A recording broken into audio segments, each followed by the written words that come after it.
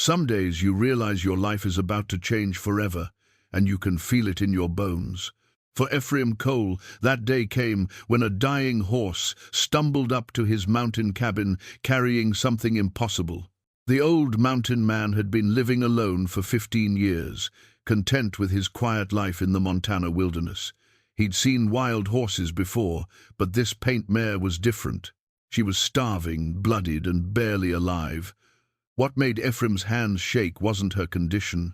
It was what she carried in the cavalry saddlebag strapped to her side, a newborn baby, somehow still breathing after days in the frozen mountains. The child's arrival would bring back memories Ephraim thought he'd buried forever, along with secrets about a missing cavalry patrol and a promise he made 30 years ago. What oath had Ephraim sworn that would pull him back into a world he'd left behind? Before we jump back in, tell us where you're tuning in from. And if this story touches you, make sure you're subscribed, because tomorrow I've saved something extra special for you. The morning sun crested the jagged peaks of the Absaroka Range, painting the snow-covered pines in shades of amber and gold.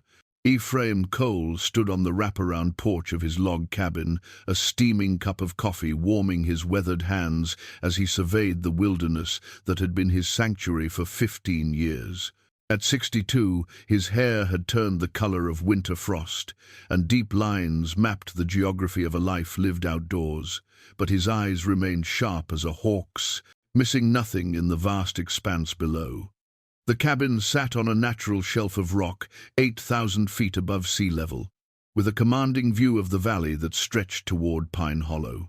Ephraim had chosen this spot deliberately, high enough to see anyone approaching, remote enough that most folks wouldn't bother making the climb. A man could think clearly up here, away from the noise and complications that seemed to follow civilization wherever it took root. He'd built the cabin with his own hands, using logs from the surrounding forest and stones from the mountain creek that bubbled down from the glacier above. Every beam and board told a story of careful planning and patient work. The structure was solid, designed to withstand the brutal mountain winters when snow piled 8 feet deep and the wind howled like a living thing trying to tear the roof away. Inside, the walls were lined with shelves holding books on everything from animal tracking to military tactics, poetry to practical medicine. A stone fireplace dominated one wall, its hearth blackened by countless fires that had kept him warm through the long, solitary nights. Most mornings followed the same comforting pattern. Ephraim would rise before dawn, build up the fire, and prepare a simple breakfast of eggs from his chickens, bacon from the smokehouse, and bread he baked himself. He'd check on his small herd of goats, split wood for the day's needs, and tend to the dozen tasks that kept a mountain homestead running smoothly. His garden, now dormant under winter's blanket, had provided vegetables through the growing season. The root cellar held enough preserved food to last until spring, and his hunting skills ensured fresh meat when needed. But this morning felt different.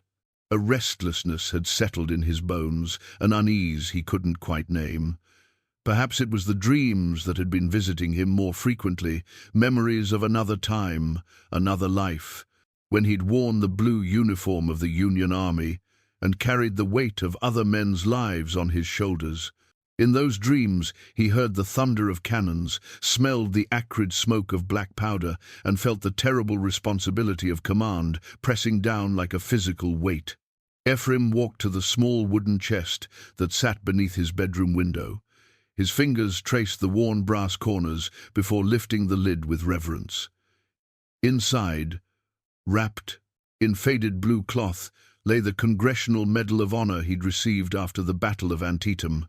The bronze star felt heavy in his palm, its weight seeming far greater than the few ounces of metal would suggest. Below it lay a daguerreotype of his unit, 23 young men standing in formation, their faces serious beneath their military caps. Of those 23, only 7 had survived the war. Captain Ephraim Cole had led them through some of the bloodiest campaigns of the conflict. Fredericksburg, where they'd charged up that terrible hill against Confederate positions that seemed impregnable. Chancellorsville, where they'd held the line when everything around them collapsed into chaos. Gettysburg, where his tactical brilliance had helped turn the tide on the second day of fighting. The men had called him Iron Cole for his unshakable composure under fire, but Ephraim knew the truth inside. He'd been terrified every single day. The war had ended 34 years ago, but its echoes still reverberated through his soul. He'd tried to return to normal life, had even gotten married to a sweet woman named Rebecca, who'd waited for him through 4 years of hell. But the nightmares wouldn't stop, and the guilt of survival when so many good men had died ate at him like a cancer. Rebecca had been patient, loving, understanding, which somehow made it worse. When she died of consumption 5 years after the war, Ephraim had taken it as a sign that he was meant to be alone. He drifted west, working various jobs, never staying in one place long enough to form attachments. Montana Territory had called to him with its vast spaces and promise of solitude. Here, a man could disappear into the wilderness and never be found if he was careful. Ephraim had been very careful. The people of Pine Hollow, 12 miles down the mountain, knew him only as the hermit who occasionally came to town for supplies. They treated him with the respectful distance mountain folk showed to anyone who chose to live so far from civilization. Some probably thought he was half crazy, and maybe they weren't entirely wrong. But crazy or not, he'd found a kind of peace in the rhythm of seasons, in the honest work of survival, in the simple pleasure of watching eagles soar through the crystalline air.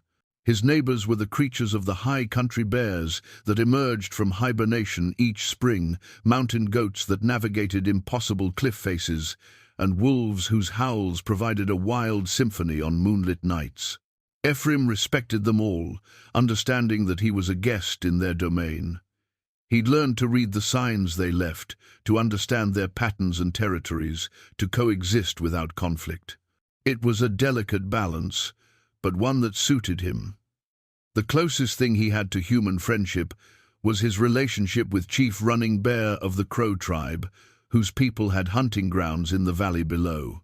The chief was a man of few words but deep wisdom, and he'd come to respect Ephraim's careful stewardship of the mountain. Once or twice a year, they would share a pipe and speak of the changing seasons, the movement of game, the subtle shifts in the land that only those who truly observed could detect. It was enough, more than enough, for a man trying to outrun his past. But lately, even that carefully constructed solitude felt fragile. The dreams were becoming more vivid, more frequent. Sometimes he'd wake in the middle of the night, certain he'd heard cannon fire echoing off the peaks. Other times, he'd catch himself listening for the bugle calls that had once structured his days. It was as if something was stirring in the deep places of memory, preparing to surface whether he wanted it to or not. Ephraim closed the wooden chest and returned to the kitchen, where he began preparing his usual breakfast. The familiar motions, cracking eggs, slicing bacon, stoking the fire, helped settle his mind. Whatever restlessness plagued him this morning, it would pass. Everything always passed, given enough time and distance. That was the one lesson the war had taught him that he'd never forgotten. This, too, shall pass. Outside, the wind began to pick up, whistling through the pines with a sound like distant voices. Ephraim paused in his cooking, listening. There was something different about the wind today, something that made the hair on the back of his neck stand up. He'd learned to trust such instincts during the war. They'd saved his life more times than he could count. He moved to the window and peered out at the trail that wound up from the valley. Nothing moved except the swaying branches of the evergreens. But the feeling persisted. A certainty that change was coming whether he welcomed it or not. After 15 years of careful solitude, something was about to disturb the peace he'd worked so hard to build. Ephraim finished preparing his breakfast and sat down to eat, but the food tasted like dust in his mouth. His eyes kept returning to the window, scanning the forest for signs of whatever was coming. Because something was coming, he could feel it in his bones, in the very air around him, The question was whether he would be ready for it when it arrived. The old soldier in him began to stir, noting exits and defensive positions, assessing resources and potential threats. It was a mindset he'd tried to leave behind, but apparently some habits died harder than others. Perhaps they never truly died at all, just lay dormant until circumstances called them back to life. As the sun climbed higher, burning off the morning frost, Ephraim cleaned his dishes and went about his morning chores. But part of his attention remained focused on that mysterious sense of approaching change, like a man listening for footsteps in an empty house. Whatever was coming for him up this mountain, he would meet it as he'd met everything else, with careful preparation and the steady courage that had carried him through 34 years of trying to forget. The past, it seemed, was not quite finished with Captain Ephraim Cole. The sound came just after noon, a rhythmic thudding that didn't match any of the forest's natural rhythms. Ephraim set down his axe and cocked his head, listening. The noise grew closer, accompanied by labored breathing and the scrape of something dragging across rocky ground. He moved toward the cabin's front porch, every instinct sharpened to a fine edge. Through the screen of pine trees, a horse emerged into the clearing. But calling it a horse seemed generous. The animal was barely standing, its ribs clearly visible beneath a coat that had once been the beautiful paint pattern of white and brown, but now appeared dull and lifeless. Blood darkened its legs from mid-cannon to hoof, and foam flecked its muzzle. Each step looked like it might be the last. Ephraim approached slowly, speaking in the low, calm tones he'd learned worked with frightened animals. "Easy there, girl. Easy now." The mare's eyes rolled white, showing the kind of terror that came from days of running, but she lacked the strength to flee further. Her head hung so low her muzzle nearly touched the ground. What stopped Ephraim in his tracks wasn't just the horse's pitiful condition, it was what she carried. Strapped to her back with leather ties that had been expertly knotted was a cavalry saddlebag, its dark leather scarred and weathered, but bearing the unmistakable brass fittings and U.S. stamp of military issue. The bag hung at an odd angle, as if weighted with something more than standard cavalry gear. "Where did you come from, girl?" Ephraim murmured, moving closer. The horse stood trembling, too exhausted to object when he reached for her bridle. There wasn't one, just a simple rope halter that had rubbed raw patches on her nose and jaw. Someone had rigged this animal for a desperate journey, not a leisurely ride. The saddlebag was secured with military precision, but the leather straps were damp with something more than sweat. Ephraim's experienced fingers worked at the buckles, noting the way they'd been fastened quickly but expertly by someone who knew cavalry equipment. When the flap fell open, he expected to find standard military supplies. Hardtack, ammunition, perhaps dispatches. Instead, his weathered hands discovered fabric-soft cotton that had been carefully wrapped around something warm and small. His breath caught in his throat as he realized what he was touching. With infinite care, he lifted the bundle from the bag, and the fabric fell away to reveal a sight that made his knees weak. A baby. A newborn infant, no more than a week old by the look of it, somehow alive and breathing despite what must have been an impossible journey through mountain wilderness. The child's skin held the healthy pink of new life, and as Ephraim stared in amazement, tiny fingers curled around his thumb with surprising strength. "Lord Almighty," he whispered, his voice rough with emotion he'd thought long buried. "How in God's name are you still breathing?" The baby stirred at the sound of his voice, making the small mewing sounds newborns make when they're hungry or cold.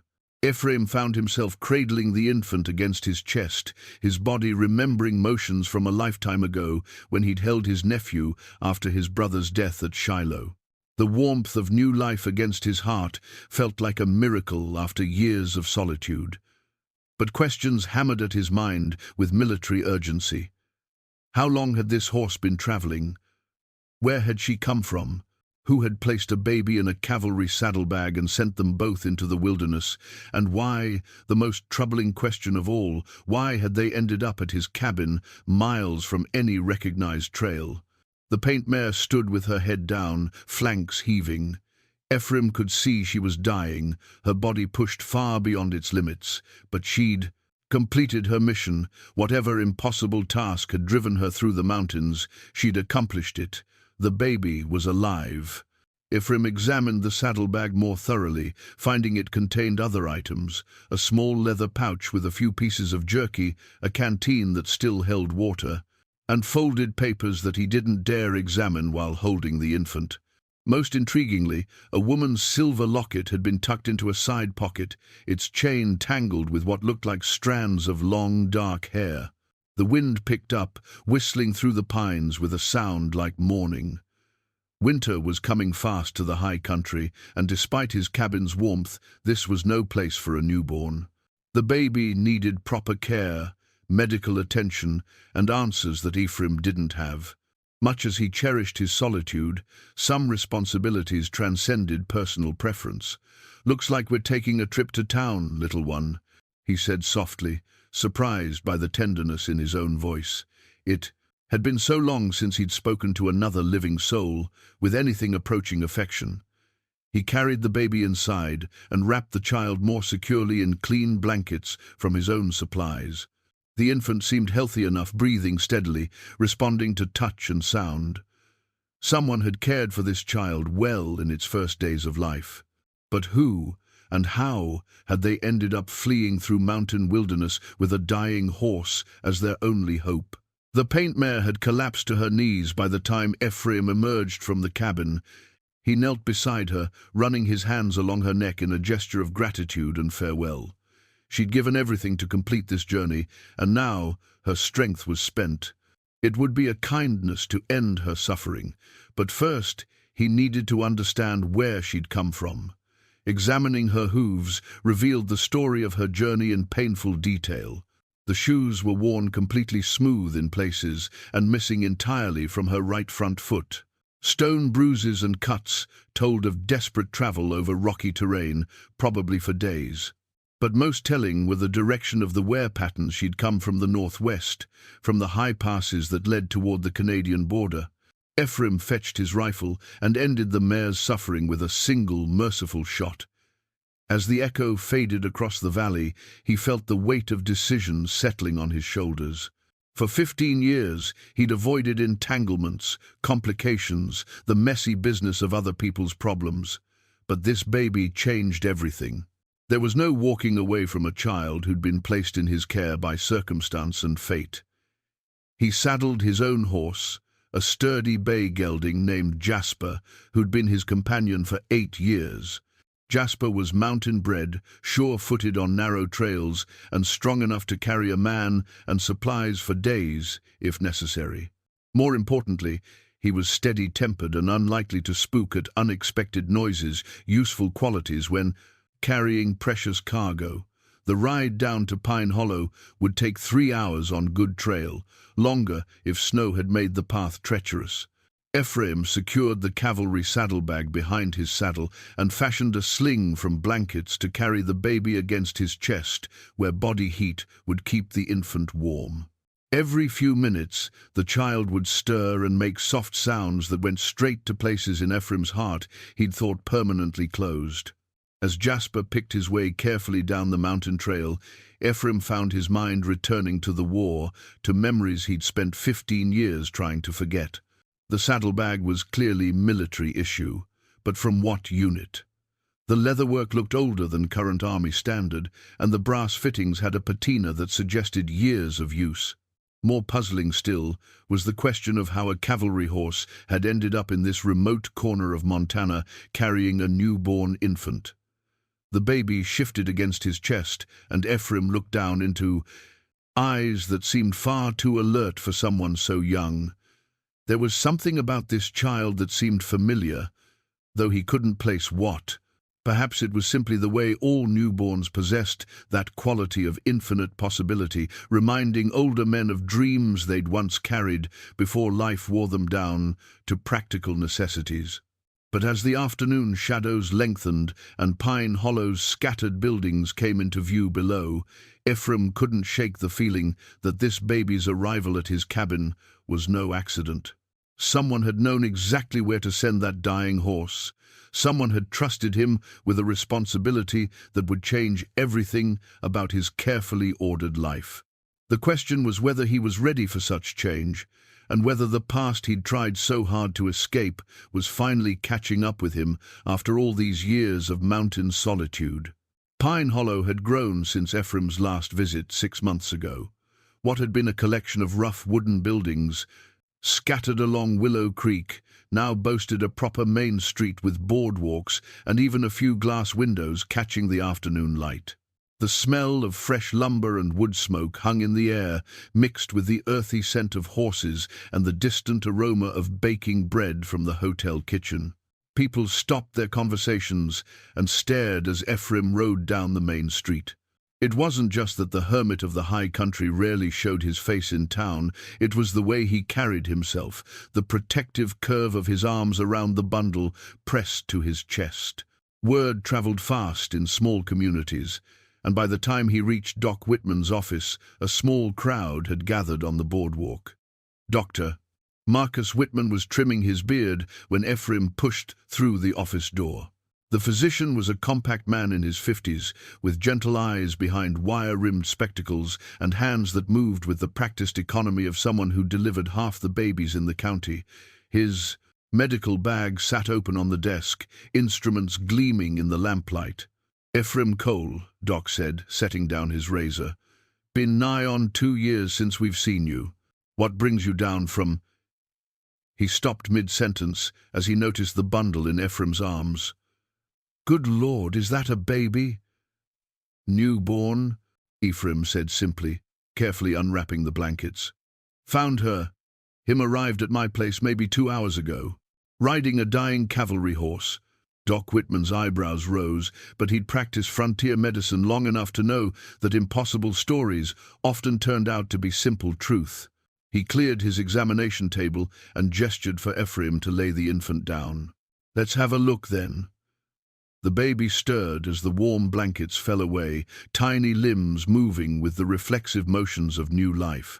Doc Whitman's hands moved with professional skill, checking reflexes, listening to the heart and lungs with his stethoscope, examining the umbilical cord. The infant tolerated the examination with remarkable calm, dark eyes tracking the physician's movements. "Remarkable," Doc murmured after several minutes.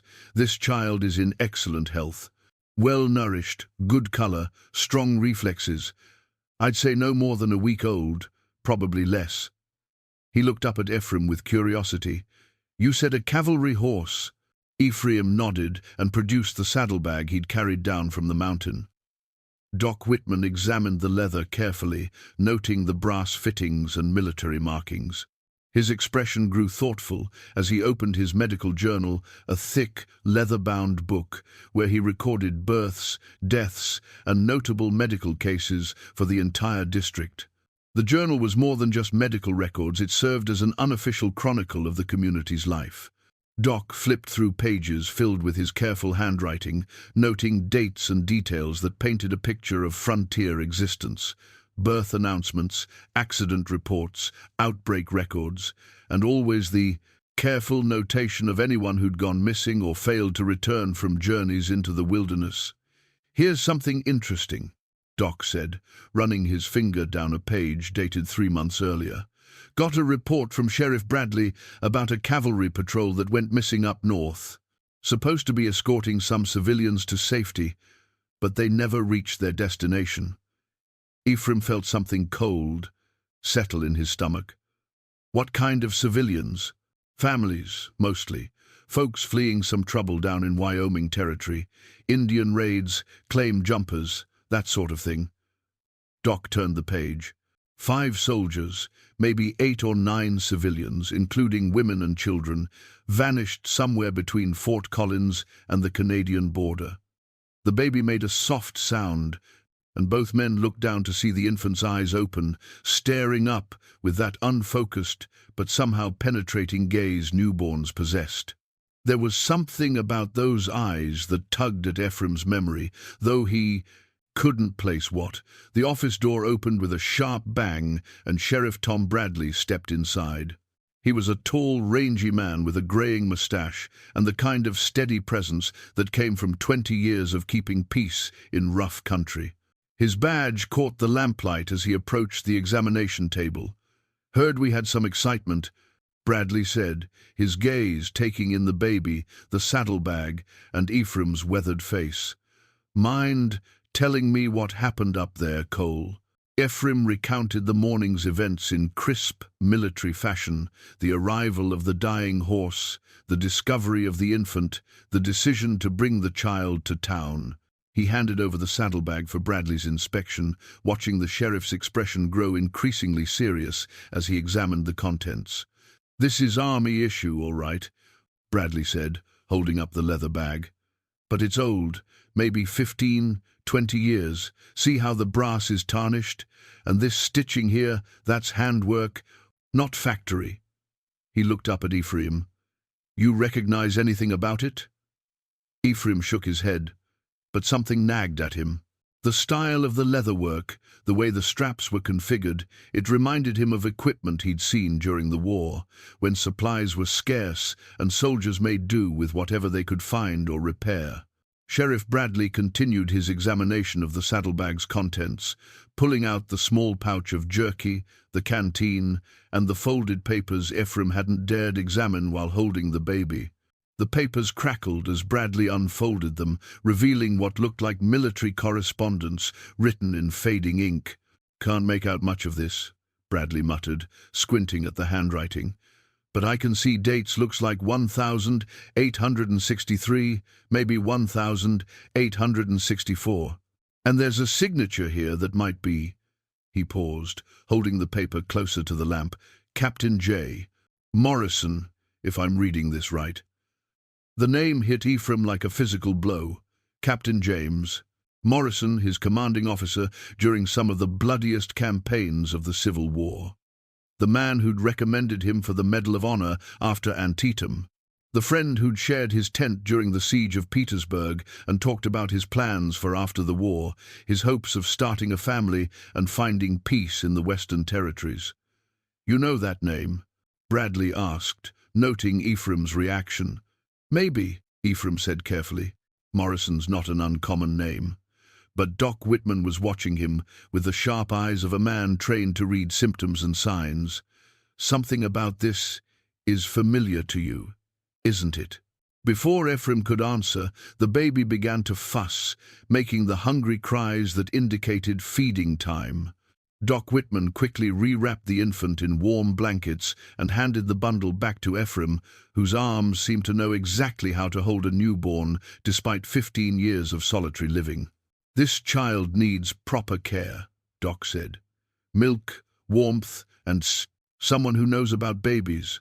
Martha Henderson might be willing to help. She raised 7 of her own and helped deliver most of the children in this valley." "First things first," Sheriff Bradley interrupted. "I need to send word to the territorial authorities about this. Missing cavalry patrol, mysterious baby. This is bigger than anything Pine Hollow can handle alone." He folded the papers carefully and placed them back in the saddlebag. "Ephraim, I'll need you to stay in town for a few days while we sort this out." The old familiar weight of responsibility settled on Ephraim's shoulders. For 15 years, he'd avoided complications, entanglements, the messy business of other people's problems. But holding this baby, seeing the concern in these good people's faces, he realized that some responsibilities couldn't be walked away from. "I'll stay," he said quietly, "at least until we know more about where this child came from and what happened to its people." Outside, the afternoon was giving way to evening, and the first stars were beginning to appear over the valley. Somewhere out there, answers waited in the darkness, answers about a missing patrol, a dying horse's desperate journey, and why fate had chosen a solitary mountain man to receive this precious burden. But first, there was a baby to feed and a mystery to unravel, one careful step at a time. Martha Henderson lived in a tidy house behind the general store, where the scent of dried herbs and fresh bread always hung in the air. She was a woman in her late 50s with silver-streaked hair pulled back in a neat bun, and the kind of competent hands that had delivered babies, tended the sick, and held the grieving through their darkest hours. When Sheriff Bradley knocked on her door just after sunset, she took one look at the bundle in Ephraim's arms and ushered them inside without a word of question. "Poor little lamb," she murmured, taking the baby with the practiced ease of someone who'd raised 7 children of her own. "How long since this one has eaten? Don't rightly know," Ephraim admitted. "Found the child maybe 4 hours ago." Martha settled into her rocking chair and began the ancient ritual of feeding a hungry infant with milk she'd warmed on her stove. The baby latched on immediately, tiny hands gripping the cloth with determined strength. In the lamplight, with the child finally peaceful and fed, the resemblance Ephraim had been sensing became clearer. Something about the shape of the eyes, the way the infant's dark hair curled at the temples, it stirred memories he'd thought long buried. But before he could place the familiarity, Sheriff Bradley cleared his throat and produced another item from the cavalry saddlebag. "Found this tucked in a side pocket," he said, holding up a silver locket on a delicate chain. The metal caught the firelight as Bradley worked the tiny clasp open. "Thought you might want to see what's inside." The locket fell open to 3. Reveal a small daguerreotype, the image of a young woman with dark hair and intelligent eyes.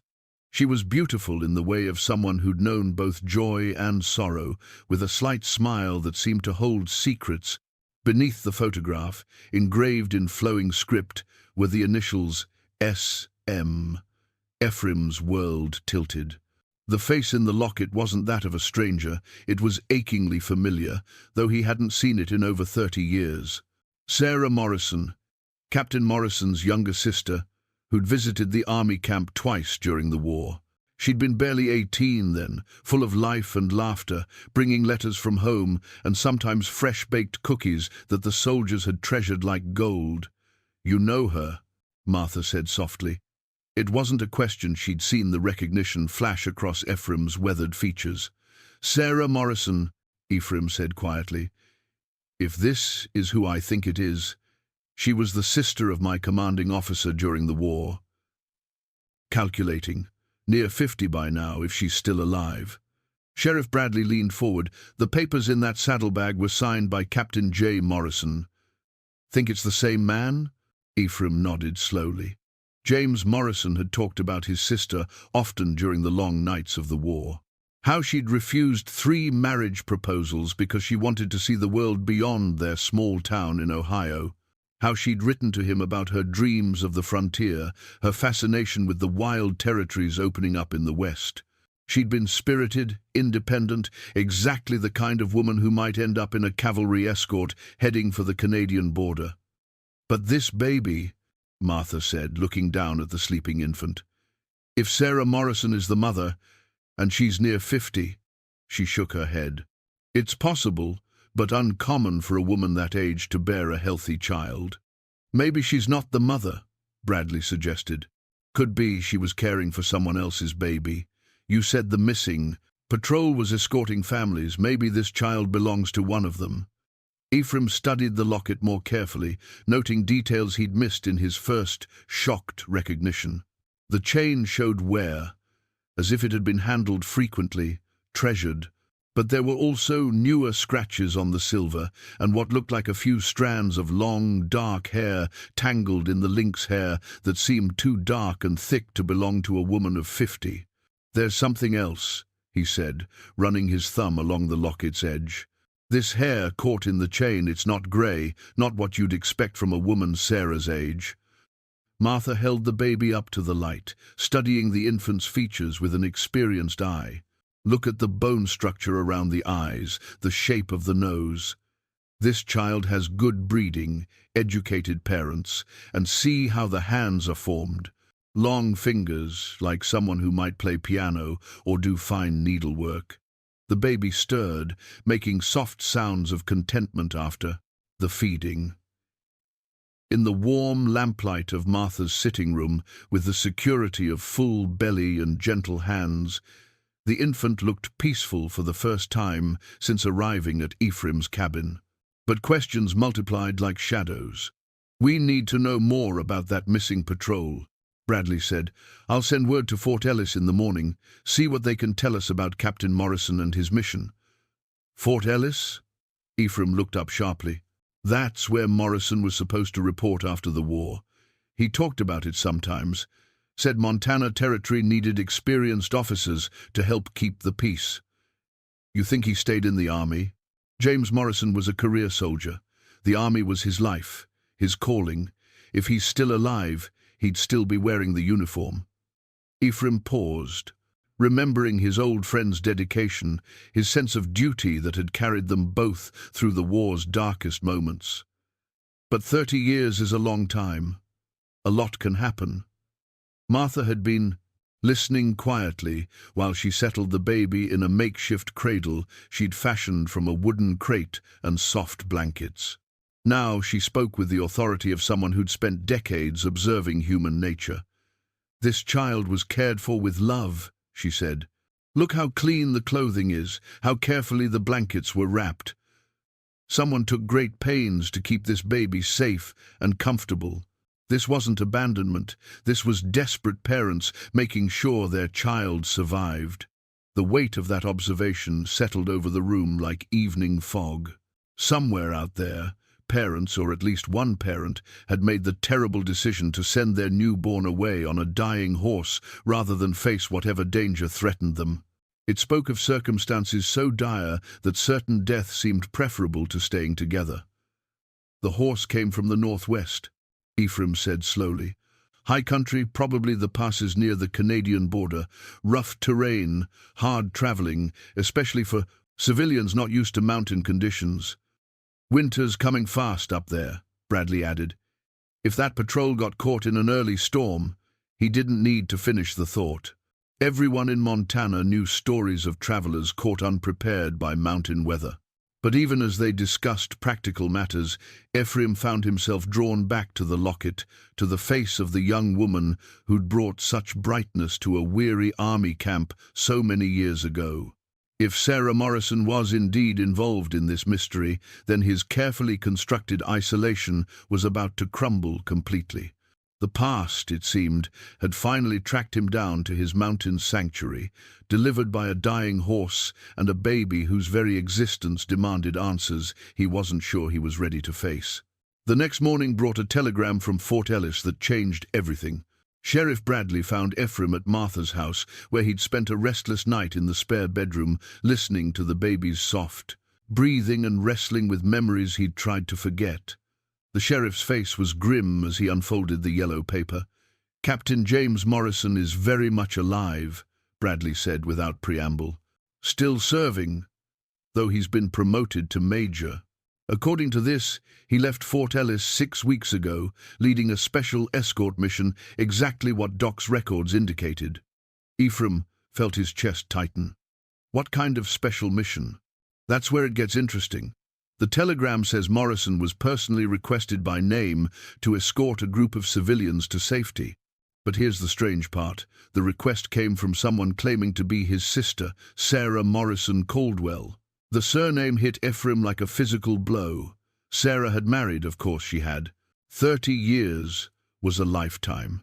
But hearing it made the woman in the locket suddenly real again, no longer frozen in the amber of memory, but a living person who'd built a life, taken a husband's name, faced whatever joys and sorrows the years had brought. Martha looked up from where she was changing the baby's clothing. "Caldwell, that name sounds familiar. Didn't we have some folks named Caldwell pass through here last spring?" Bradley nodded slowly. "Thomas Caldwell, his wife Sarah, and their daughter Emily. They stayed at the hotel for 3 nights while their wagon was being repaired. Said they were heading north to start a ranch near the Canadian border." He paused, studying the telegram again. But the wife didn't look anywhere near 50. Young woman, maybe 25 at most. Ephraim's mind raced through possibilities. If the woman wasn't Sarah Morrison, if she'd simply taken the name for some reason, then who was she? And why would she use Sarah's identity to request Morrison's specific help? The pieces of the puzzle seemed to shift every time he thought he understood the pattern. "There's more," Bradley continued. "The telegram mentions that Morrison carried special orders with him, classified orders that no one at Fort Ellis was privy to. Whatever this mission was about, it came from high up the chain of command." Martha finished dressing the baby and held the child up to the morning light streaming through her kitchen window. "Look at this little one's features in good light," she said thoughtfully. "The bone structure, the way the ears are shaped. This baby has breeding, but there's something else, something that reminds me of—" She paused, studying the infant more carefully. "Ephraim, come look at this child's eyes when they're open." The baby stirred at the sound of voices and opened dark eyes that seemed remarkably alert for someone so young.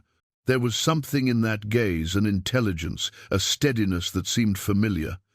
Ephraim found himself leaning closer, trying to place what he was seeing. "The shape of the eyes," Martha said softly. "The way they're set, the color. They remind me of someone, but I can't quite place who."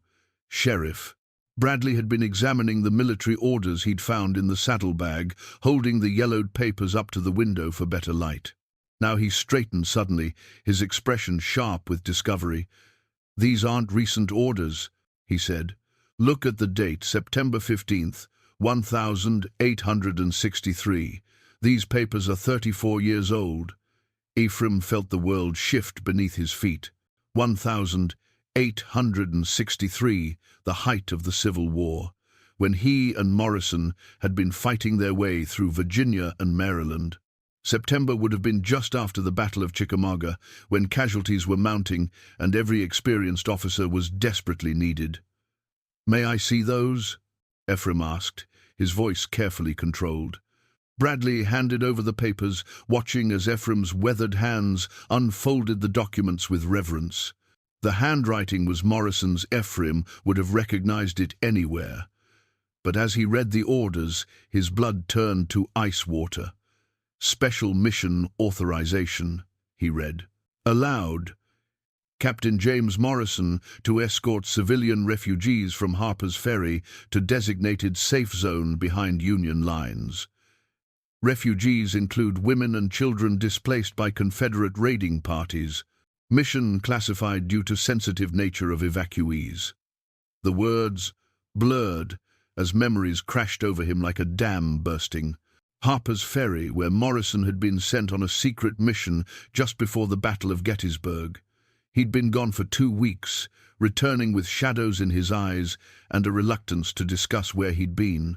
The mission that had earned Morrison a commendation, but also seemed to change him in ways Ephraim had never fully understood. "There's more," Bradley said, pointing to the bottom of the page. "Look at the signatures, not just Morrison's commanding officer, but a civilian authority as well. Someone named Caldwell." Ephraim's hands began to shake. Thomas Caldwell, the signature was clear despite the aged ink. But Thomas Caldwell had been a Union spy, a man who'd operated behind Confederate lines, gathering intelligence about troop movements and supply routes. Morrison had mentioned him once or twice, always with respect tinged by concern. "If these papers are from 1863, Martha said slowly, "then why were they in that saddlebag with a newborn baby? What connection could there be between a 30-year-old military mission and what's happening now?" The baby made a soft sound, and Ephraim looked down into those alert, dark eyes again. This time, the resemblance hit him with stunning clarity. The shape of the features, the intelligent gaze, even the way the infant seemed to study faces with unusual intensity, it was Morrison. Not identical, but the family resemblance was unmistakable. "This is Morrison's grandchild," Ephraim said quietly. "Has to be. The eyes, the bone structure, this baby carries Morrison blood. But how?" Bradley asked. "If Sarah Morrison married Thomas Caldwell, and they had a daughter who's now about 25, then this could be their grandchild. But that still doesn't explain why Morrison was escorting them or why they ended up fleeing through the mountains." Martha had gone very still, the kind of stillness that came when a woman's intuition suddenly crystallized into certainty. "The young woman who stayed here last spring," she said slowly. "Sarah Caldwell. She was expecting, with child. I noticed it because she had that particular glow young mothers get, and the way she moved, careful, protective. She would have given birth sometime in the last few months." Martha looked down at the baby with new understanding. This could be her child. The implications hit them all at once. If Emily Caldwell, Sarah Morrison's daughter, had recently given birth, and if she'd been traveling with the missing cavalry patrol, then the baby's presence in the saddlebag told a story more desperate than any of them had imagined. Something went wrong with that escort. "Mission," Ephraim said grimly. "Something bad enough that a young mother chose to send her newborn away on a dying horse rather than keep the child with her." Outside, storm clouds were gathering over the valley, matching the dark possibilities that seemed to multiply with each new piece of information. Ephraim found himself thinking not just about Morrison and the missing patrol, but about the kind of danger that could drive people to such desperate measures. The old soldier in him was awakening, analyzing threats and assessing resources. For 15 years, he'd avoided the complications of command, the weight of other people's lives depending on his decisions. But this baby changed everything. Blood called to blood, and duty called to duty, no matter how long a man tried to hide from both. The storm that had been threatening all morning finally broke just as Ephraim was preparing to ride back up the mountain. Martha insisted he wait it out in town, pointing to the baby as reason, enough to avoid unnecessary risks. But Ephraim had other motives for staying. He needed information, and there was only one source he trusted to provide it without asking too many questions in return. Chief Running Bear found him at the hotel just after sunset, materializing from the storm-lashed darkness with the silent grace that had made the Crow such formidable warriors. The old chief's weathered face showed no surprise at finding Ephraim in town. News traveled fast along the mountain paths, carried by ravens and whispered through the wind itself. "Heard you found something that wasn't meant for you," Running Bear said in his careful English, settling into the chair across from Ephraim in the hotel's small dining room. Ephraim poured coffee from the pot the proprietor had left on their table. "Baby came to me on a dying horse. Seems like maybe the horse knew where to go." Running Bear nodded slowly, accepting the coffee with ritual courtesy. From a leather pouch at his belt, he produced a carved pipe, not the ceremonial calumet used for important occasions, but a smaller, personal pipe for quiet conversation. The tobacco he packed into the bowl carried the sweet scent of kinnikinnick mixed with sage. "This pipe came from the northern hunting grounds," he said, lighting it with a coal from the fireplace. "Found it 3 days ago, along with other things that don't belong in Crow territory." Ephraim felt his pulse quicken. The tribal peace pipe from the outline was here, but not as he'd expected. This was evidence of something that had already happened, not something yet to be discovered. What kind of other things? Running Bear drew slowly on the pipe, letting the smoke curl around his words. "Cavalry gear, torn clothing, tracks of many horses, moving fast, carrying heavy loads." He paused, studying Ephraim's face. Tracks of men on foot, some wounded, some carrying others who could not walk. The picture that emerged was grimmer than anything they'd imagined in Pine Hollow. Not just a missing patrol, but a running battle fought across difficult terrain, with casualties mounting and supplies running low. The kind of desperate retreat that ended with impossible choices and terrible sacrifices. How many men? Hard to say. Storm washed away much sign. But at least 20 horses, maybe more. Some carrying double-weight wounded riders, or civilians who could not ride alone. Ephraim thought of Morrison, older now, but still carrying the burden of command that had shaped their youth. Leading a mixed group of soldiers and civilians through hostile territory, protecting people who couldn't protect themselves. It was exactly the kind of mission Morrison would accept without question, the kind that had made him a legend during the war. Any sign of who was chasing them? Running Bear's expression darkened. White men, but not soldiers. Tracks show different horses, different saddles. Men who live by taking from others, bandits, claim jumpers, the kind who follow gold strikes and army payrolls. How many? 15? Maybe 20. Armed, mounted, moving like men who know how to fight. The old chief's eyes reflected the firelight as he continued. But there was something else. Sign of a woman's horse, riding hard to catch up with the main group. Small horse, light rider, but pushing beyond what the animal could stand. Ephraim's throat tightened. Emily Caldwell, probably trying to rejoin the main group after giving birth. A new mother riding a foundering horse through mountain wilderness, carrying her infant child toward whatever safety Morrison's patrol could provide. The desperation of it made his chest ache. The woman made it to the group for a time, but then the tracks separate again, one horse breaking away from the others, heading south toward your mountain. Running Bear studied the pipe's glowing bowl. That horse carried 2 riders when it left the group, only the baby when it reached your door. The mathematics of survival were brutal and simple. Emily Caldwell had somehow gotten her newborn to safety, but the cost had been her own life.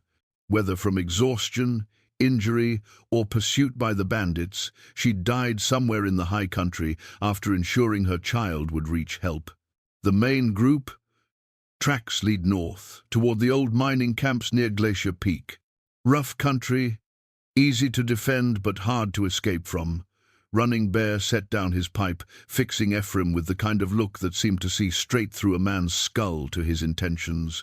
"You're thinking about going after them?" It wasn't a question. Running Bear had known soldiers long enough to recognize the signs, the way Ephraim's shoulders had straightened when discussing tactics, the calculating look that came into his eyes when assessing terrain and enemy strength. The old warrior was awakening after 15 years of dormancy. "Morrison's my oldest friend," Ephraim said simply. "We took an oath once, never leave a man behind. Oaths are heavy things. They can pull a man down like stones in deep water, or they can give him strength to do what others cannot." Outside, the storm showed no signs of abating. Wind howled through Pine Hollow streets, driving rain against the windows with a sound like gravel. But in the hotel's warm dining room, 2 old warriors sat in comfortable silence, each understanding what the other had left unsaid. "If you go north," Running Bear finally said, "you will need supplies, weapons, men who can ride and fight. The bandits will not give up easily. They've invested too much in this hunt. What makes you think they're still hunting? Because they left sign near your mountain. Fresh sign, maybe yesterday. They're tracking the horse that carried the baby, trying to find where it went." Running Bear's eyes glittered with something that might have been anticipation. "They don't know about the hermit who lives in the high places, the man who learned to be invisible during the white man's great war." Ephraim felt something cold and familiar settling in his chest, the feeling that came before battle, when all the planning was done and only action remained. For 15 years, he'd avoided this moment, this return to the role that had defined him. But some things were stronger than personal preference. How long do you think Morrison's group can hold out against 20 armed men in winter conditions, with wounded and civilians to protect? Running Bear shook his head slowly. "Not long.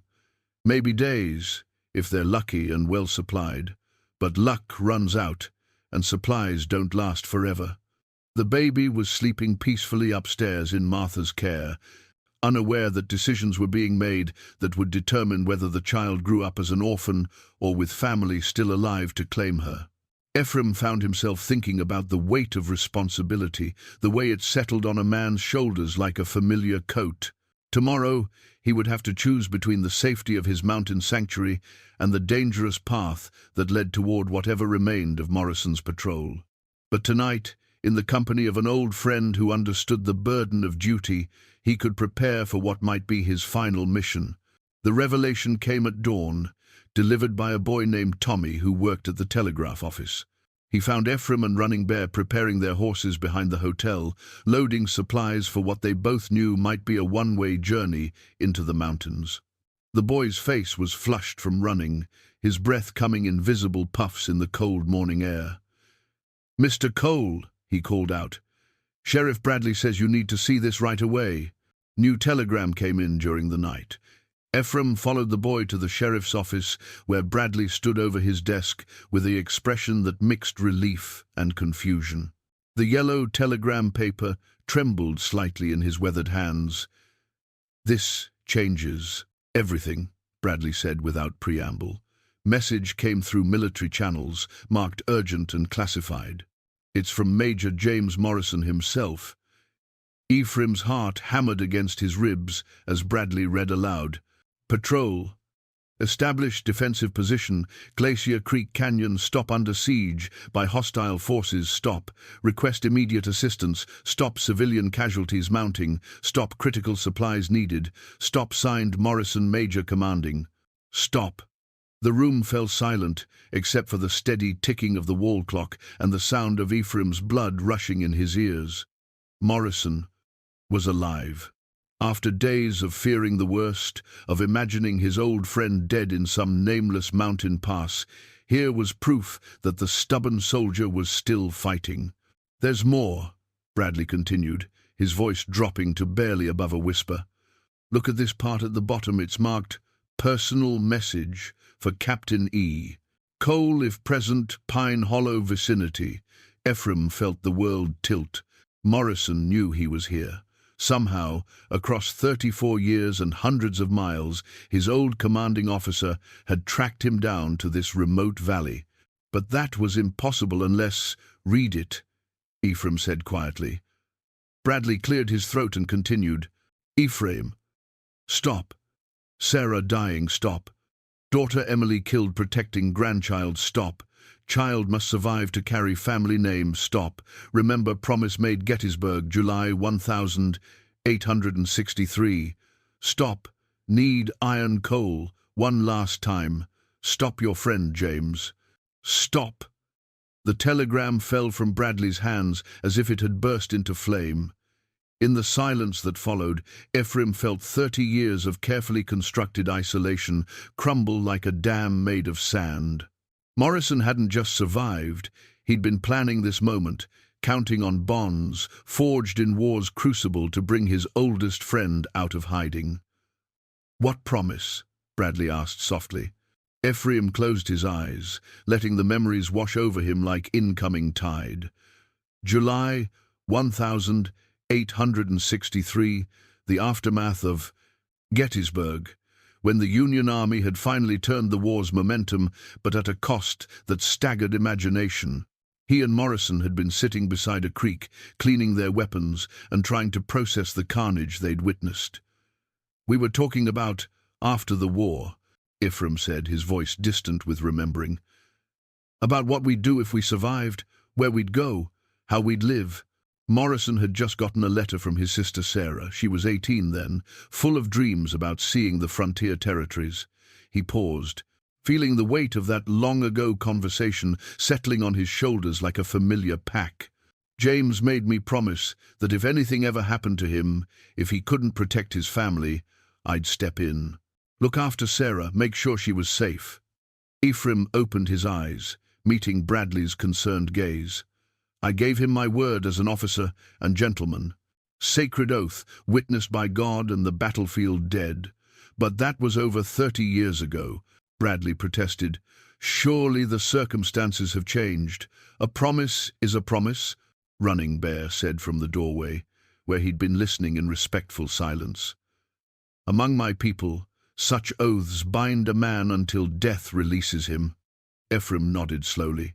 The Crow chief understood what many white men had forgotten, that honor wasn't a convenience to be discarded when circumstances became difficult.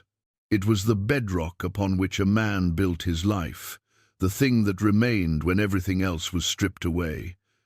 "There's something else," Bradley said, picking up another piece of paper from his desk.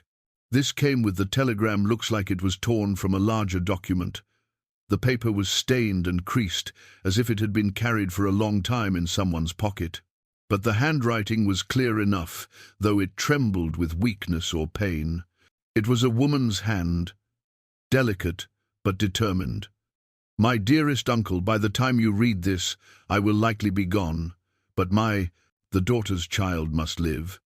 The men who hunt us killed Thomas 3 weeks ago, and now they pursue us for reasons I cannot fathom. Emily gave her life to save her baby, riding through the night to reach the mountain man James told us about. The man who once saved James's life at Antietam, who carries honor like a sword. If you are the Ephraim Cole of legend, then you will understand what must be done. The child carries the Morrison name now, and with it all our hopes. Sarah Morrison Caldwell." The letter was signed with a shaking hand, but below the signature was something that made Ephraim's breath catch in his throat. A small, bloody handprint, not Sarah's, but tiny, perfect, clearly made by a baby's palm.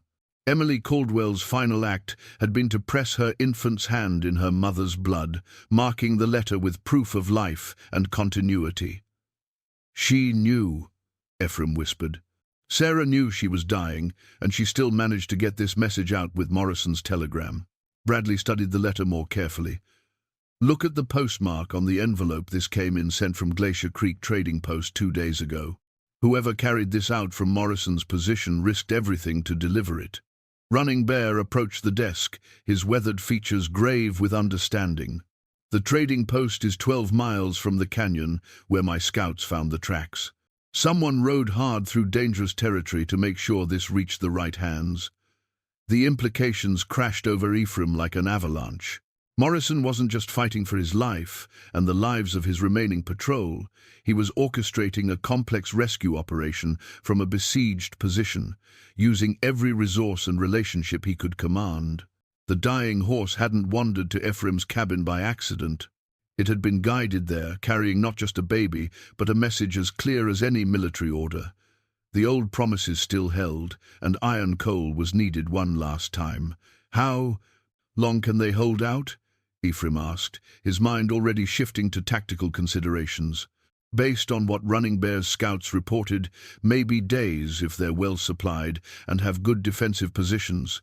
But winter's coming fast in the high country, and 20 armed men can maintain a siege longer than a mixed group of soldiers and civilians can endure it." Ephraim walked to the window, staring out at the mountains that had sheltered him for 15 years.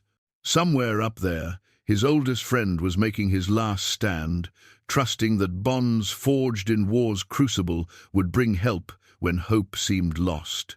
Sarah Morrison Caldwell was dying or already dead. Her final act, a desperate gamble that the right man would receive her message and understand what it meant. "I have to go," he said simply, "not just because of the promise, though that's reason enough. Morrison saved my life a dozen times during the war, and I never got the chance to repay that debt."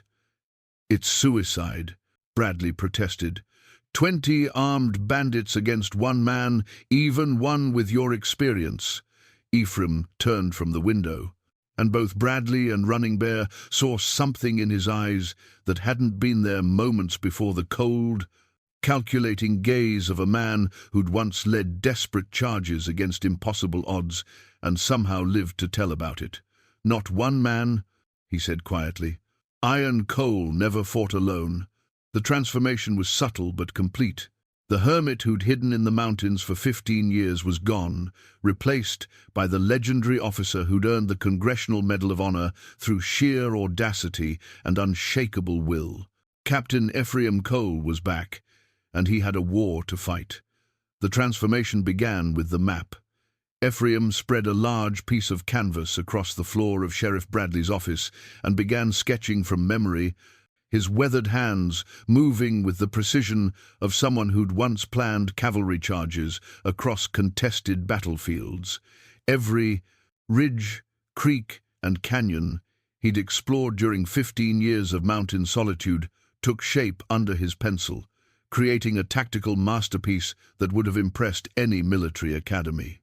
"Glacier Creek Canyon," he said, marking an X in red ink. Natural fortress, water supply, commanding views of all approaches. Morrison chose, well, it's where I'd make a stand if I had civilians to protect. Sheriff Bradley studied the map with growing understanding. But it's also a trap. Only 2 ways out, down the main canyon or up through Devil's Pass, and that's barely wide enough for a horse. Which is exactly what the bandits are counting on, Ephraim said grimly. They don't need to assault the position, just wait for winter to do their work for them. When supplies run out and the cold becomes unbearable, Morrison will have to surrender or watch the civilians die slowly. Running Bear knelt beside the map, tracing the terrain features with one gnarled finger. My people know secret. Paths through this country, game trails that white men never see. Here and here. He pointed to seemingly empty sections of the canvas. Crow hunting parties have used these routes for generations. Could a small force reach the canyon without being detected? Small force, yes. Moving at night, knowing the land, understanding how to read wind and shadow. The old chief's eyes glittered with something that might have been anticipation, but such a force would need men who think like warriors, not soldiers. Ephraim felt the familiar weight of command settling on his shoulders, the burden of other men's lives, the calculations of acceptable risk, the terrible mathematics of war. But this time felt different. This wasn't about territory or politics or the abstract ideals that drove nations to conflict. This was personal, forged in bonds deeper than military duty. "I'll need volunteers," he said, looking up at Bradley. "Men who can ride hard, shoot straight, and follow orders, without question. But I won't lie to them about the risks. This isn't the kind of mission anyone walks away from unchanged." Bradley nodded slowly. Doc Whitman was a field surgeon during the war, served with Sherman's march through Georgia. He's too old for fighting, but he knows battlefield medicine. And there's Jake Morrison, no relation to your friend, but he was a cavalry sergeant before he came west. Jake Morrison?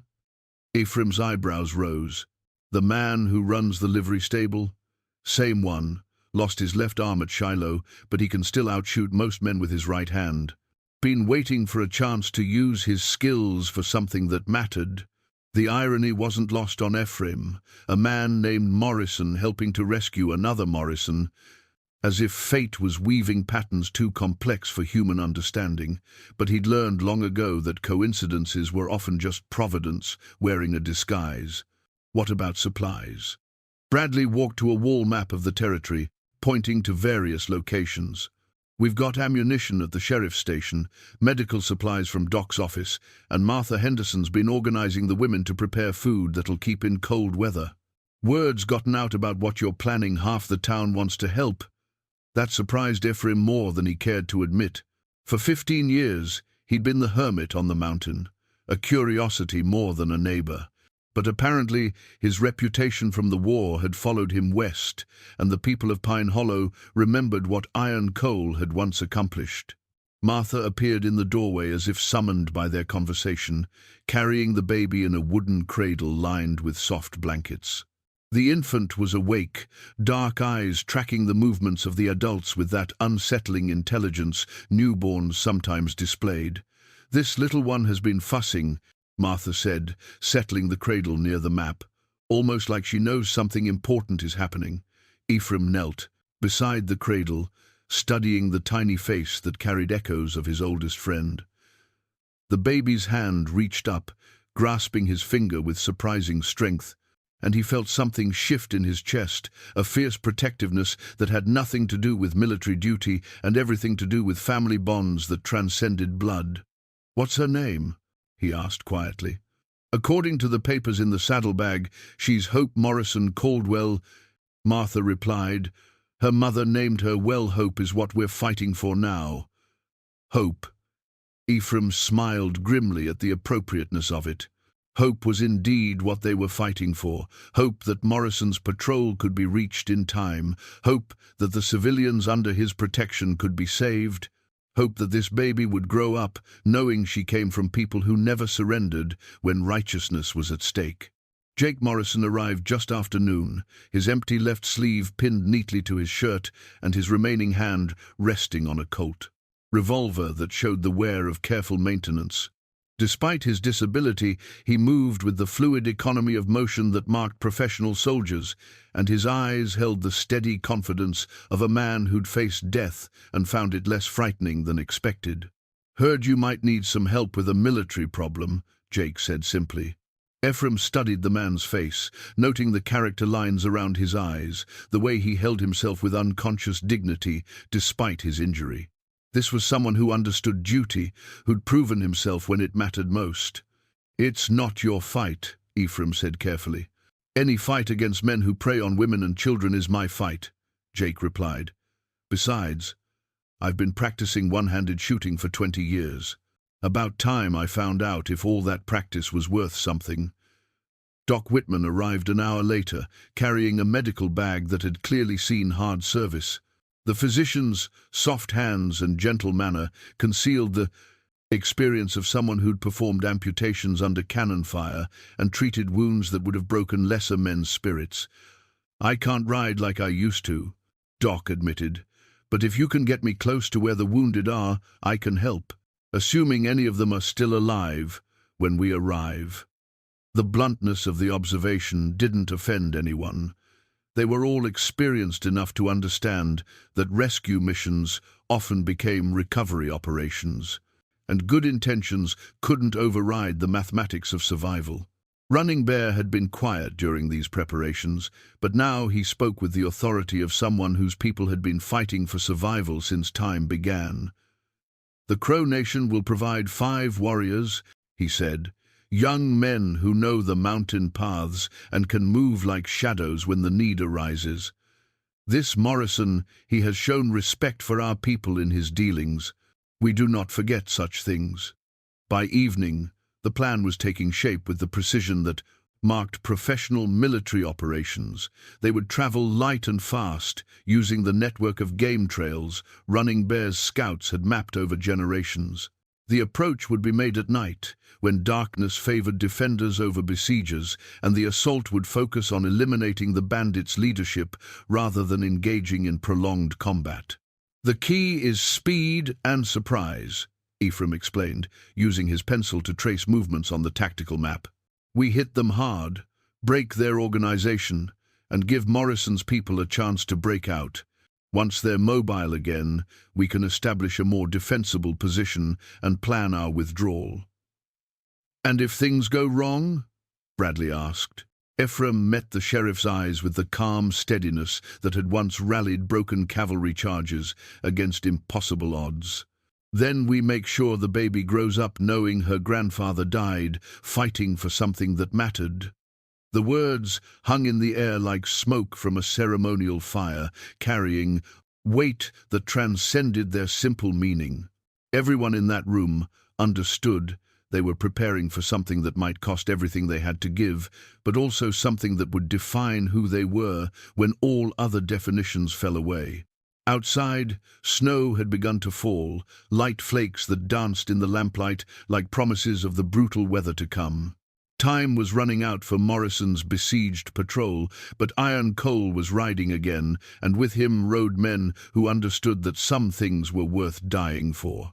The baby slept peacefully in her cradle, unaware that her very existence had rekindled something that war had forged and peace had tried to extinguish, the brotherhood of arms that bound men together across decades and distance, creating obligations stronger than law and more enduring than life itself. The approach to Glacier Creek Canyon took 18 hours of hard riding through mountain wilderness that tested every skill Ephraim had learned during 15 years of solitary living. The rescue party moved in single file along game trails so narrow that a misstep would send horse and rider tumbling hundreds of feet into rocky chasms below. Snow fell steadily, muffling hoofbeats but also limiting visibility to mere yards ahead. Running Bear's Crow warriors led the way with the supernatural grace of men who'd learned to read the mountain's moods before they could walk. Behind them rode Jake Morrison, his reins secured around his remaining arm, managing his horse with the easy competence of someone who'd adapted to his limitations decades ago. Doc Whitman followed, his medical supplies carefully secured in waterproof packs, his soft hands gripping the saddle horn with white-knuckled determination. Ephraim brought up the rear, every sense alert for signs of pursuit or ambush. The bandits weren't fools.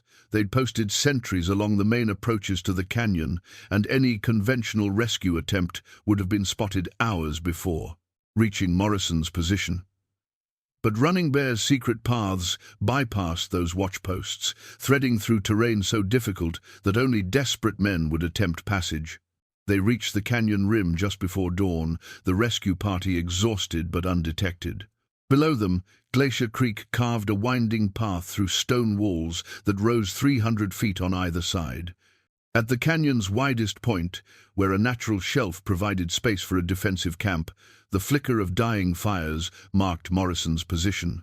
Ephraim studied the scene through field glasses that had served him since the war, noting details that told the story of a siege pushed to its breaking point.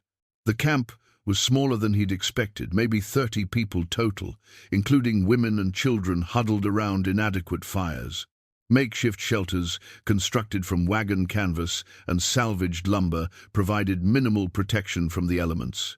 But it was the defensive positions that revealed Morrison's tactical brilliance. Breastworks built from canyon stones created overlapping fields of fire that would make any direct assault prohibitively expensive.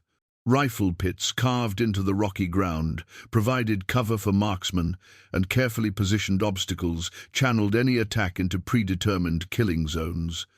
"There," Running Bear whispered, pointing to movement near the canyon's mouth. "The men who hunt them." Through the swirling snow, Ephraim could make out the bandits' positions. They'd established their own camp in a grove of pines that provided concealment while maintaining sightlines to Morrison's refuge. Smoke from their fires revealed at least 15 men, well-armed and confident in their numerical advantage. Jake Morrison crawled up beside Ephraim, his single arm managing the field glasses with practiced efficiency. "Professional setup," he observed quietly. "These aren't random claim jumpers, they're organized, disciplined, probably ex-military themselves." Ephraim nodded, grimly. He'd reached the same conclusion, which made the situation more dangerous than anyone in Pine Hollow had imagined. Military deserters or discharged soldiers turned to banditry, brought skills and knowledge that transformed them from mere criminals into formidable opponents. "Look there," Doc Whitman whispered, pointing toward Morrison's camp. "Movement by the largest shelter. Someone's hurt badly." Through the glasses, Ephraim could see figures carrying what was clearly a makeshift stretcher. The careful way they moved, the protective positioning of others around them, suggested serious casualties among the defenders. Time was running out faster than he'd hoped. One of Running Bear's warriors materialized from the snow like a ghost, his painted face grave with urgent news. He spoke rapidly in Crow, gesturing toward the bandit camp, and Running Bear's expression darkened with concern. "They prepare for final assault," the chief translated. "Moving supplies, checking. Weapons. They plan to attack when the snow stops, probably within hours." The timeline had just collapsed. Instead of having time for careful reconnaissance and coordinated planning, they were facing an immediate crisis that demanded instant action. Ephraim felt the familiar tightening in his chest that preceded battle, equal parts fear and anticipation, the body's preparation for violence. "Can your men reach Morrison's position without being detected?" Running Bear studied the terrain below, noting wind patterns and sightlines with the eye of someone whose ancestors had perfected the art of invisible movement. Difficult, but possible. The creek bed offers concealment, and the falling snow will mask movement. "How long?" "1 hour to reach them, maybe less if we move fast." Ephraim made his decision with the speed that had earned him his reputation during the war. "Take Doc and get to Morrison's camp. Tell him Ephraim Cole sends his regards, and that the cavalry has finally arrived. Jake and I will create a distraction to cover your approach." "What kind of distraction?" Jake asked, though his tone suggested he already knew the answer wouldn't be pleasant. Ephraim smiled with the cold confidence that had once terrified Confederate prisoners. "The kind that makes a lot of noise and draws attention away from where it needs to be." In the largest shelter at Morrison's camp, a figure moved weakly near the entrance, someone checking the perimeter despite obvious injury. Even at this distance, even after 34 years, Ephraim recognized the careful, methodical movements that had marked his old friend during countless military campaigns. James Morrison was alive, still fighting, still protecting the people under his command. But the broken cavalry saber lying near the shelter's entrance told its own story. The old warrior's strength was failing, and without immediate help, his final stand would end in defeat and death. Time for reunion would come, later, if they all survived the next few hours. Right now, Ephraim Cole had a battle to fight and old debts to settle. The final battle began with a single rifle shot that echoed off the canyon walls like thunder. Ephraim had positioned himself and Jake Morrison on the high ground overlooking the bandits' camp, using the terrain advantage that had served him well during the war. The first shot took out the bandit leader's horse, creating instant chaos as the animal screamed and thrashed among the startled men. "Now we find out if old skills still count for something," Jake muttered, working the lever of his Winchester with mechanical precision despite his missing arm. The bandits responded with the disciplined fire of experienced soldiers, but their position in the open grove offered little protection against marksmen who held the high ground. Ephraim moved with deadly efficiency, each shot carefully aimed and deliberately placed. These weren't random criminals, they were dangerous. Men who'd chosen to prey on innocent travelers, and he felt no qualms about reducing their numbers. Below in the canyon, Running Bear's warriors had reached Morrison's camp under cover of the distraction. Through his field glasses, Ephraim could see Doc Whitman already working over wounded civilians, while Crow warriors took positions among the defensive breastworks. The reinforcement was minimal in numbers but massive in morale. Morrison's people suddenly had hope again. The bandit leader, a tall man with sergeant's stripes still visible on his faded uniform, rallied his scattered men with shouted orders that carried military precision. "Focus fire on the ridge. Maintain defensive positions. Don't let them pin us down." But Ephraim had fought too many battles to be impressed by shouted bravado. He shifted position along the rim, using rock outcroppings for cover, while maintaining a steady rate of fire that kept the bandits from organizing an effective response. Every few minutes, he would appear in a new location, take his shots, and disappear again like the ghost his old soldiers had called him. Jake Morrison proved that 20 years of practice had indeed been worth something. His single-handed shooting was devastatingly accurate, and his knowledge of military tactics allowed him to anticipate the bandits' movements. "They're trying to flank us," he called out, pointing toward a group of men working their way up the canyon's eastern wall. Ephraim acknowledged the warning with a nod and adjusted his position to cover the new threat. The flanking movement was textbook military doctrine, but it required the attackers to expose themselves while climbing difficult terrain. 3 shots later, the flanking attempt collapsed in confusion and retreat. In Morrison's camp, the effect of the rescue was electric. Soldiers who'd been preparing for a final, hopeless stand suddenly found themselves part of a coordinated defense. Civilians who'd been cowering in makeshift shelters began moving with purpose, following orders barked by their renewed commander. Through his glasses, Ephraim caught his first clear glimpse of his old friend in over 3 decades. Morrison was older, grayer, moving with the careful deliberation of a man dealing with serious injury, but his voice still carried the authority that had held broken lines together during the war's darkest moments, and his presence transformed demoralized refugees into determined defenders. The bandit leader made his fatal mistake when frustration overcame tactical judgment. Instead of maintaining the siege that had been slowly strangling Morrison's position, he ordered a frontal assault designed to overwhelm the defenders through sheer aggression. It was exactly the kind of emotional decision that separated professional soldiers from dangerous amateurs. "Here they come," Jake observed, watching the bandits form up for their charge. "Looks like about 12 men left." Ephraim felt the dawn, familiar calm that settled over him before decisive action.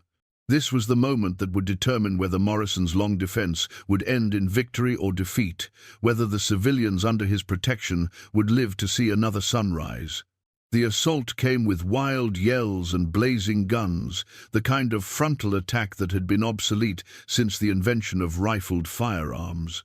Morrison's defenders met it with the disciplined volleys of men who understood the value of coordinated fire, while Ephraim and Jake poured shots into the attackers from above. The charge broke against the stone breastworks like waves against a seawall. Men fell, screamed, tried to retreat, only to find themselves caught in overlapping fields of fire with nowhere to run. Within minutes, the bandit force that had terrorized the territory for months was reduced to scattered survivors, fleeing into the mountain wilderness. In the sudden silence that followed, Ephraim could hear the sound of his own heartbeat and the whisper of wind through pine branches. Below in the camp, figures were emerging from cover, helping the wounded, beginning the process of counting costs and celebrating survival. But near the largest shelter, one figure lay still beside the broken cavalry saber that had marked his family's military service for 2 generations. Major James Morrison had lived to see his enemies defeated and his people saved, but the effort had cost him the last of his failing strength. As Ephraim made his way down into the canyon, he found himself thinking not of victory or tactics, but of a wedding ring clutched in a dying woman's hand and the promise it represented that some loves transcend death, and some duties bind the living to honor the dead. Spring came early to Pine Hollow that year, melting the snow that had held the valley in winter's grip and revealing a landscape transformed by more than just changing seasons. The baby, who'd arrived on a dying horse 6 months earlier, had grown into a bright, alert infant who seemed to recognize the sound of Ephraim's voice and would reach for him with tiny hands whenever he entered the room. Hope Morrison Caldwell, now simply Hope Morrison, as her grandfather had wished, sat in the wooden cradle that had become a permanent fixture in Martha Henderson's parlor. But today was different. Today, the women of Pine Hollow had gathered to dress her in a christening gown they'd sewn together during the long winter months, each stitch a prayer for the child's future, each delicate piece of lace a symbol of the community that had embraced her as their own. The gown was beautiful in its simplicity, white cotton, soft as spring clouds, with embroidered roses around the hem and tiny mother-of-pearl buttons that caught the morning light.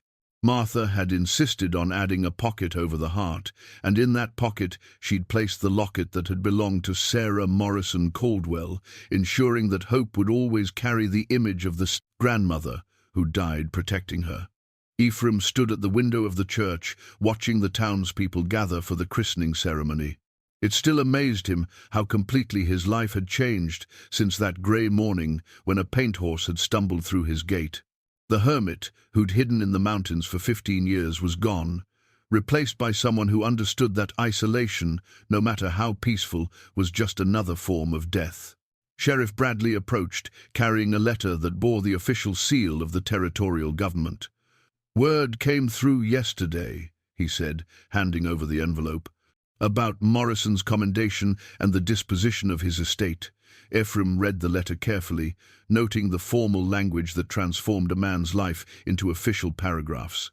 Major James Morrison had been posthumously awarded the Distinguished Service Medal for his final action, and his estate, modest but respectable, would be held in trust for his granddaughter until she came of age. More importantly, the territorial governor had officially appointed Ephraim Cole as Hope's guardian, recognizing the bonds of friendship and duty that transcended legal formalities. "There's something else," Bradley added, producing a smaller envelope. This was among Morrison's personal effects. "Addressed to you." The letter was in Morrison's familiar handwriting, though weaker and more labored than Ephraim remembered from their war days. The paper was stained and creased, as if it had been written in difficult conditions and carried for some time before reaching its destination. "My dear friend," the letter began, "if you are reading this, then my long gamble has succeeded and hope has found her way to safety. I always knew that if anyone could track you down in those mountains, it would be a dying horse, carrying precious cargo animals, have instincts about such things that we've forgotten in our civilized arrogance. I have no right to ask this of you after so many years, but I'm asking anyway. Raise her as your own granddaughter, teach her about honor, duty, and the kind of courage that doesn't require a battlefield to prove itself. Tell her about Sarah, about Emily, about the women who gave their lives to ensure she had a chance at hers. The war taught us many things, but perhaps the most important was that some bonds transcend time and distance. You were the best officer I ever served with, and more than that, you were the best man I ever knew. Hope deserves nothing less than the best, and that means she belongs with you. Your friend in this life and whatever comes after, James Morrison." The letter blurred as Ephraim read it a second time, feeling the weight of responsibility and honor settling on his shoulders like a familiar coat. Outside, the church bells had begun to ring, calling the community together for a ceremony that would mark not just a christening, but a new beginning for them all. Martha appeared. Beside him, Hope cradled in her arms, the baby's dark eyes bright with the kind of awareness that seemed to see more than infant vision should allow. "She's ready," Martha said softly. "Are you?" Ephraim looked down at the child who'd transformed his world, seeing in her tiny features the echo of friends lost and promises kept. "I think so. We'll figure it out together, won't we, little one?" The christening ceremony was simple but deeply moving, conducted by Pastor Williams with the kind of gentle authority that marked a man who'd spent decades helping people through life's passages. As the holy water touched Hope's forehead, she seemed to smile, though Martha insisted it was probably just gas, infants being what they were. But Ephraim chose to believe it was something more, recognition that she was surrounded by people who would protect and cherish her, who would tell her stories of brave women and honorable men, who would raise her to understand that some things were worth any sacrifice. After the ceremony, the entire town gathered at the hotel for a celebration that lasted well into the evening. Doc Whitman played fiddle, while Jake Morrison provided percussion with his single hand on a borrowed drum. Running Bear and his warriors shared traditional Crow blessings for the child's future, and even the usually reserved Sheriff Bradley was seen dancing with Martha Henderson to general applause. As the sun set over the valley, painting the mountains in shades of gold and purple, Ephraim found himself standing on the hotel's porch, holding Hope while she slept peacefully in his arms. The baby's weight was slight, but the responsibility she represented felt as substantial as mountains. Tomorrow he would begin the process of building a real home, not a hermit's cabin, but a place where a child could grow up surrounded by love and community. He'd already spoken with the carpenter about additions to Martha's house, creating space for a growing family while ensuring Hope would always have the maternal guidance that only women could provide. The war was over, not the great conflict of his youth, but the smaller, more personal war he'd been fighting against connection and purpose. Hope Morrison had won that battle simply by existing, by needing someone to love her unconditionally and teach her how to love others in return.